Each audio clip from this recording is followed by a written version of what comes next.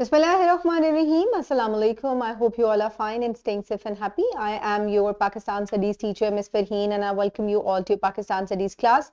So, dear students, जैसा कि आप जानते हैं कि हम आबादी से रिलेटेड जो है वो चैप्टर स्टडी कर रहे हैं, जैसे चैप्टर नंबर 6 है ना, यूनिट नंबर 6 है ये आपका, और इसमें हम डिस्कस कर रहे हैं आज माइग्रेशन पैटर्न्स को। आपको याद होगा कि लास्ट लेक्चर में आप में से किसी ने कहा था कि आबादी किन चीजों की वजह से आबादी में इजाफा होता है, तो हम उस वक्त सिर्फ बर्थ रेट और डेथ रेट को स्टडी कर रहे थे। ठीक है, हम मेन जो फोकस था हमारा कि विद इन द कंट्री किस वजह से जो है वो आबादी में इजाफा हो सकता है। लेकिन इसके अलावा नकल मकानी माइग्रेशन किसको कहते हैं? नकल मकानी करने को कहते हैं। ठीक है, तो आज हम नकल मकानी पढ़ेंगे, यानी कि माइग्रेशन पढ़ेंगे, और फिर इसके असबाब यानी कि इसके कॉजेस पढ़ेंगे कि क्यों नकल मकानी करनी पड़ती है। यानी कि लेट्स सपोज अगर मैं नेटिव लाहौर की रहने वाली नहीं हूं और मैं यहाँ लाहौर आई हूं, तो उसके पीछे क्या ऐसा कॉज था जो मुझे लाहौर लेकर आया। ठीक है, या इसके अलावा और बहुत से लोग जो बड़े शहरों में जाकर बस जाते हैं छोटे शहरों से, उनकी नकल मकानी करने का क्या असबाब है उसके पीछे आज हमने ये डिस्कस करना है। सो स्टूडेंट लर्निंग आउटकम्स क्या हैं, जल्दी से देख लेते हैं। एक नहीं है बल्कि तीन तीन चार चार आपके स्टूडेंट लर्निंग आउटकम्स हैं। बहुत लंबा टॉपिक नहीं है, लेकिन ये तमाम जो है ये एड्रेस हो जाएंगे इंशाल्लाह आज के लेसन में। सो आप आइडेंटिफाई भी करेंगे और एक्सप्लेन भी करेंगे माइग्रेशन की टाइप्स। ठीक है, दो तरह की माइग्रेशन होती है। ठीक है, उसको हम डिस्कस करेंगे। उसके अलावा हम एक्सप्लेन करेंगे माइग्रेशन में पुश एंड पुल फैक्टर्स को। ये जो पुश और पुल फैक्टर है ना, ये बहुत इंपॉर्टेंट है। ठीक है, इन दो लफ्जों को आपने याद रखना है। ठीक है, तो हम इसको भी डिस्कस करेंगे। इसके अलावा you will be able to recognise and understand urbanisation. ठीक है, जब पुश एंड पुल फैक्टर होगा, एक जगह से दूसरी जगह नकल मकानी होगी, तो क्या होगा, उससे आबादी बढ़ेगी भी और जगह जो है वो क्या होंगी, वो अर्बनाइज हो जाएंगी। वहां क्या होगी, आबादी का तनासुब ज्यादा हो जाएगा। तो ये भी हम चीजों को डिस्कस करेंगे कि अर्बनाइजेशन को पहले हम अंडरस्टैंड करेंगे, उसके बाद हम जो प्रॉब्लम्स अर्बनाइजेशन की वजह से कॉज होती हैं हम उनको डिस्कस करेंगे। ठीक है, तमाम जो ये एसएलओज हैं ये आपस में इंटरकनेक्टेड हैं और इनको हमने आज डिस्कस करना है। तो हम आगाज कहां से करेंगे, हम आइडेंटिफाई भी करेंगे और एक्सप्लेन भी करेंगे सबसे पहले माइग्रेशन की टाइप्स को। लेकिन सबसे पहले हमने माइग्रेशन को डिफाइन करना है। ठीक है, इट्स सेल्फ माइग्रेशन का लफ्ज जो है या नकल मकानी जो है ये क्या है, तो इसको डिफाइन करना जरूरी है, क्योंकि आपको पेपर में ये भी आ सकता है डिफाइन माइग्रेशन। ठीक है, टाइप नहीं, टाइप भी आपको दे सकते हैं कि इसको डिफाइन करें, लेकिन आपको सिर्फ माइग्रेशन भी आ सकती है।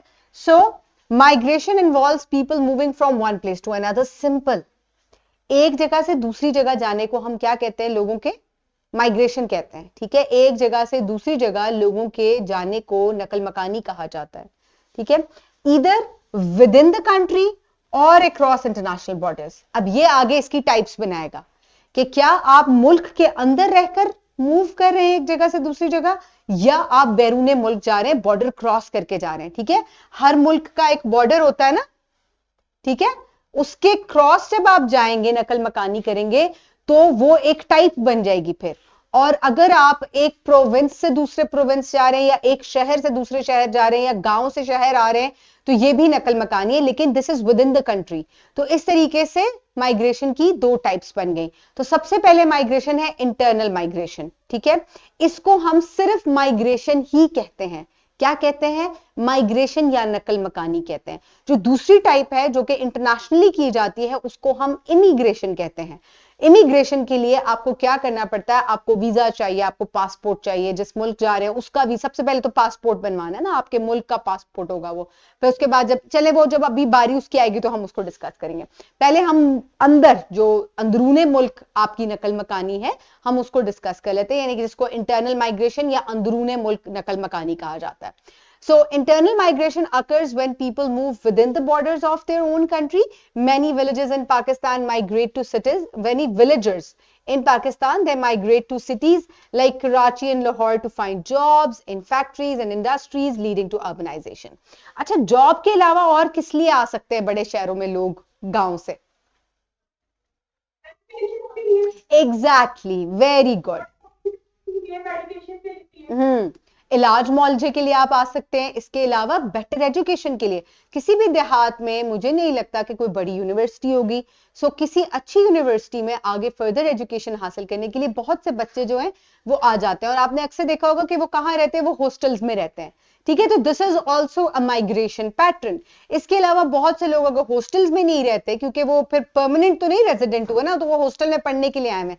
बहुत से लोग परमानेंटली फैमिली शिफ्ट कर लेते हैं कि हमारे बच्चों ने अच्छी तालीम हासिल करनी है तो अब हम शहर आ गए, ठीक है। तो इसको आप क्या कहते हैं, अंदरूने मुल्क नकल मकानी करते हैं। और इसकी बहुत सी वजूहात क्या है कि आप अच्छी जॉब्स हासिल करना चाहते हैं, और इसके अलावा अच्छी तालीम हासिल करना चाहते हैं, और इलाज मुआवजे के लिए भी लोग जो हैं वो आ जाते हैं, ठीक है। बेटर फैसिलिटीज को अवेल करने के लिए आ जाते हैं।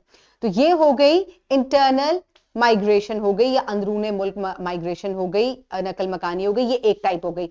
दूसरी टाइप है इंटरनेशनल माइग्रेशन, जिसको हम इमिग्रेशन भी कहते हैं, ठीक है। और इमिग्रेशन सिर्फ बैरूने मुल्क होती है, ठीक है। अब बैरूने मुल्क नकल मकानी की बात हो रही है, तो इसको इन सिंपल आप इंग्लिश में इमिग्रेशन भी कहते हैं, ठीक है। उर्दू में आप इसको बैरूने मुल्क नकल मकानी ही कहेंगे। अब बैरूने मुल्क जो नकल मकानी है, this is international migration which involves people crossing the national borders either by immigrating, leaving their home और country, or immigrating, settling in a foreign country।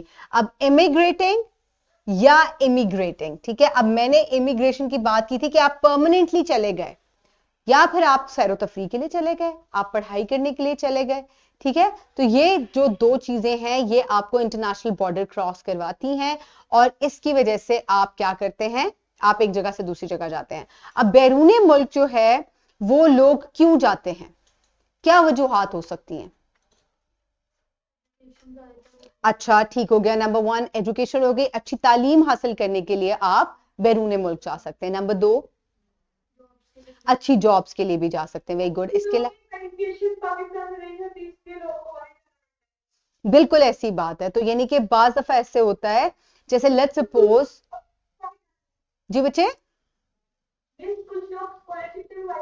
हाँ, कुछ लोगों को स्कॉलरशिप पाकिस्तान की यानी कि आपका कंट्री स्कॉलरशिप देता है, और आपकी गवर्नमेंट स्कॉलरशिप प्रोवाइड करती है, और आप बाहर पढ़ने चले जाते हैं। आपका तमाम खर्चा जो है वो आपका मुल्क जो है वो बर्दाश्त करता है।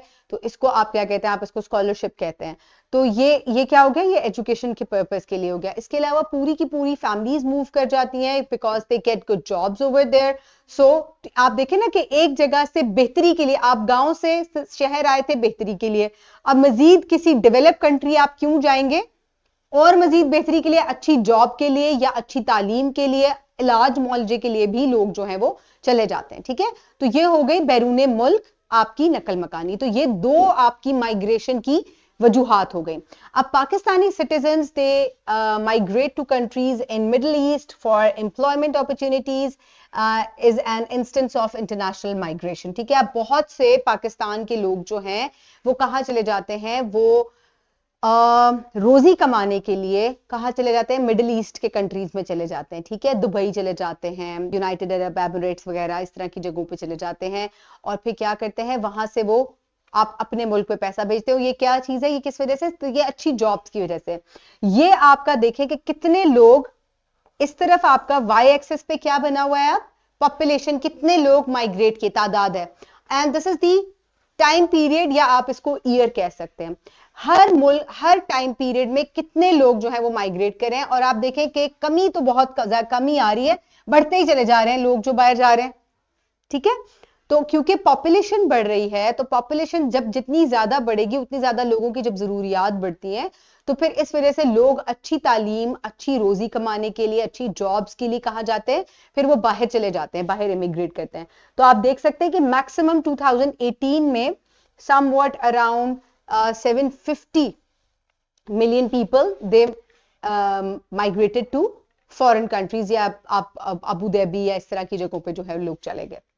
अच्छा जी, अब माइग्रेशन की वजूहात के अंदर जब हम बात करते हैं कि लोग चले गए, ठीक है, लेट्स सपोज पाकिस्तान से चले गए लोग, या आप ये देखें कि देहात से लाहौर में लोग आ रहे हैं, तो कोई चीज है जो कि उनको पुल कर रही है देहातों से, ठीक है, ठीक है, पुल कर रही है लाहौर की तरफ, और पुश कर रही है देहातों से अब बाहर की तरफ, ठीक है, तो इसके क्या फैक्टर्स हो सकते हैं?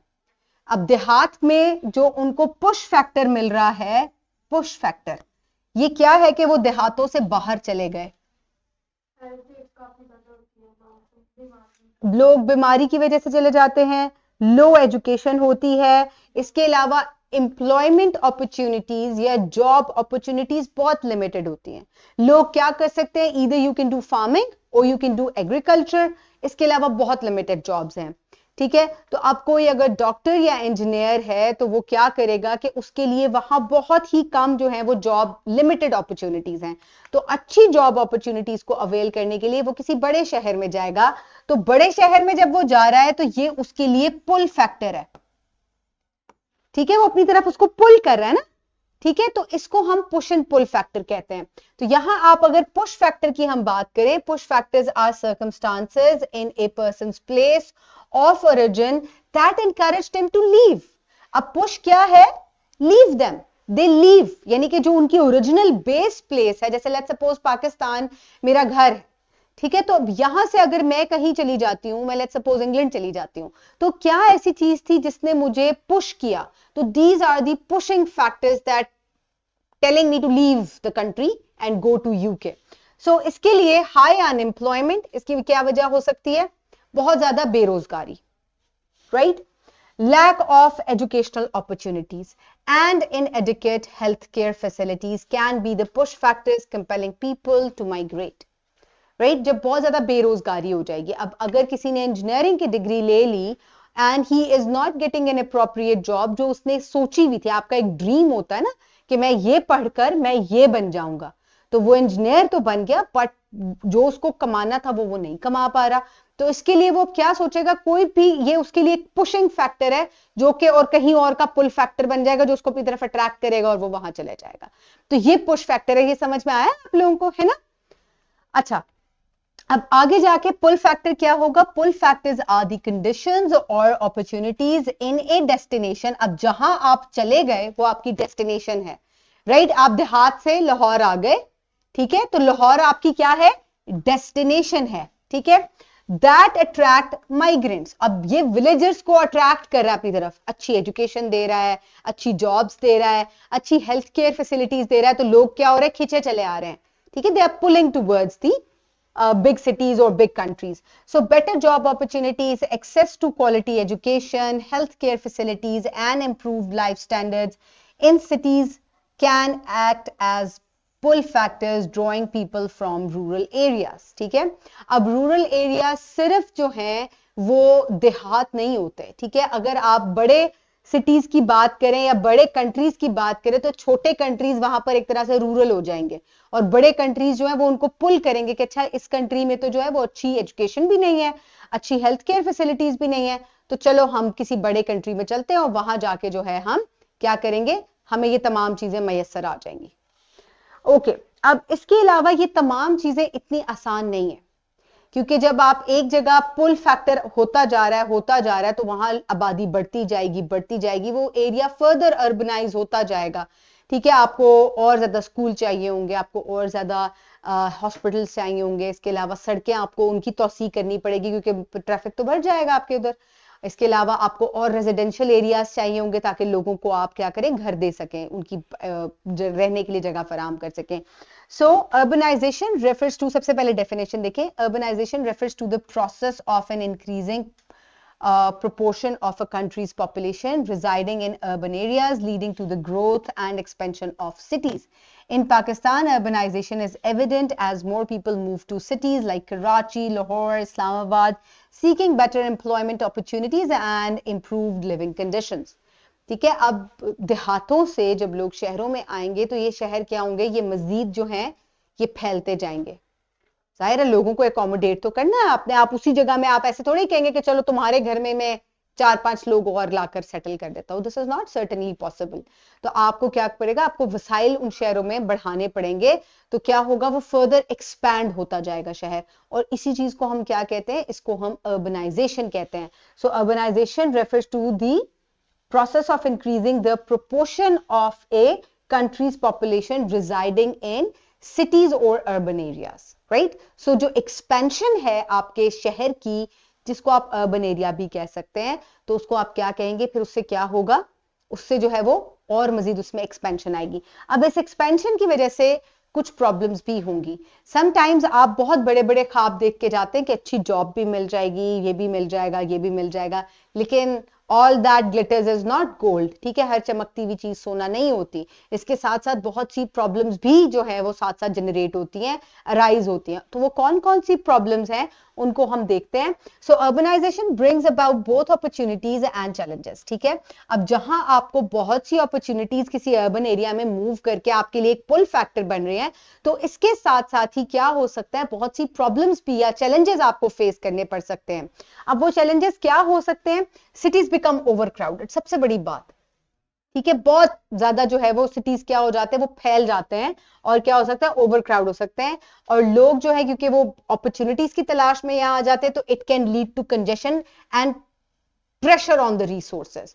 अब जो पहले से यहां रिसोर्स मौजूद है वो तो कम हो जाएंगे ना, तो एक तरह से उनके ऊपर प्रेशर हो जाएगा, आपको मजीद वसाइल जो है वो प्रोवाइड करने पड़ेंगे। Further rapid urbanisation can strain existing infrastructure resulting in inadequate housing, sanitation and public services. अब जब बहुत ज्यादा रिसोर्सेज के ऊपर लोड होगा, तो उस लोड की वजह से क्या होगा, जो हाउसिंग है उसके ऊपर भी स्ट्रेन पड़ेगा, जो रोड्स हैं उनके ऊपर भी स्ट्रेन देखने को मिलेगा, स्कूल्स के अंदर भी आबादी बढ़ेगी, हर चीज दबाव तले आ जाएगी। और जब दबाव तले आ जाएगी तो उनको मैनेज करना बहुत मुश्किल होगा, साफ पानी मुहैया करना, सफाई रखना, ठीक है, डिस्पोज ऑफ करना कूड़े को, गंद को, ये तमाम चीजें मैनेज करनी मुश्किल हो जाएंगी एक तरह से। While urban areas offer job opportunities, the demand often outstrip supply, leading to high level of urban unemployment. अब जो लोग इतने ख्वाब देखकर आते हैं, समटाइम्स क्या होता है कि आपको वो जॉब्स नहीं मिलती, क्योंकि ऑलरेडी इतना कंपटीशन होता है। तो हो सकता है कि आपका स्किल जो है उससे बेहतर किसी और के पास स्किल हो, तो इससे क्या हो सकता है, इससे फर्दर अनएम्प्लॉयमेंट जो है वो रीजन में इंक्रीज हो सकती है, ठीक है। तो ये क्या चीज है, और आपको पता है इससे आगे बहुत सारी चीजें जुड़ी हुई हैं। लोगों को एंजाइटी होती है, डिप्रेशन होता है जब वो इस स्टेज में आ जाते हैं, तो ये एक कनेक्टेड चीज है जिससे बहुत सारी प्रॉब्लम्स जो है, सीरीज ऑफ प्रॉब्लम्स जो है वो अराइज हो सकती है। जहां आपको एक तरफ एक पॉजिटिव चीज नजर आ रही है, वहां दूसरी तरफ इसमें ये आप नेगेटिविटी देखें कि कितनी ज्यादा हो सकती है। Next thing is that urbanization can contribute to environmental degradation, including the pollution, deforestation, increased energy consumption. वही बात के वसाइल के ऊपर और दबाव पड़ेगा। आपको क्या करना पड़ेगा, आपको जब ज्यादा हाउसिंग प्रोवाइड करनी है तो आप दरख्त काटेंगे, आसपास के दरख्त काटेंगे, आप सिटीज को फर्दर एक्सपैंड करेंगे, या आप और जो रूरल एरियाज हैं उनकी तरफ आपका सिटी एक्सपैंड होता जाएगा। आपकी जो नेचुरल एरियाज हैं वो कम होते जाएंगे, आपको हर चीज कंक्रीट करनी पड़ेगी, आपका मुल्क ज्यादा से ज्यादा कंक्रीट होता जाएगा। पोल्यूशन जो है उसके अंदर बहुत ज्यादा इजाफा होगा, डिफॉरेस्टेशन होगी। इसके अलावा जितने ज्यादा लोग होंगे उतनी ज्यादा आपको हर तरह की एनर्जी चाहिए होगी, आपको ऑयल भी चाहिए होगा, गैस भी चाहिए होगी, और ये तमाम चीजें चाहिए होंगी। तो ये चीज जहां आपको एक तरफ आपके लिए इतने सारे पुल फैक्टर्स हैं, वहां ये तमाम चीजें जो हैं ये मद्देनजर रखनी है कि ये प्रॉब्लम्स जो हैं वो हो सकते हैं। आई होप कि अब आप प्रॉब्लम्स के बारे में एक नोट तो आराम से लिख डालेंगे कि इंक्रीज्ड अर्बनाइजेशन से क्या क्या जो है वो चैलेंजेस फेस करने पड़ सकते हैं, ठीक है। तो आई थिंक बुलेट्स के अंदर आप इनको बासानी लिख सकते हैं, राइट, ठीक हो गया ना। चलें, आज हमने क्या पढ़ा, जल्दी से हम लेसन को जो है वो सम अप कर लेते हैं। आज हमने पढ़ा कि माइग्रेशन क्या है।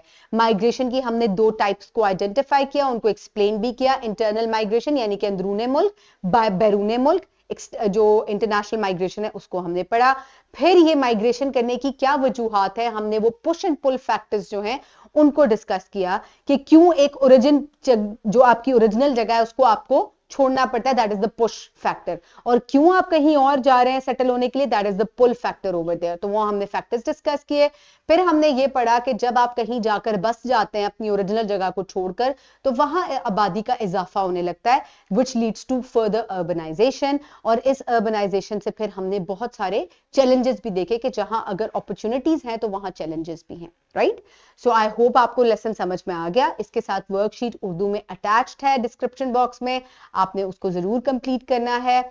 और रीडिंग बहुत ज़रूरी है. So do give it a read, English में भी और उर्दू में भी, so it will further help you out. So have a great day. Thank you so much and Allah Hafiz.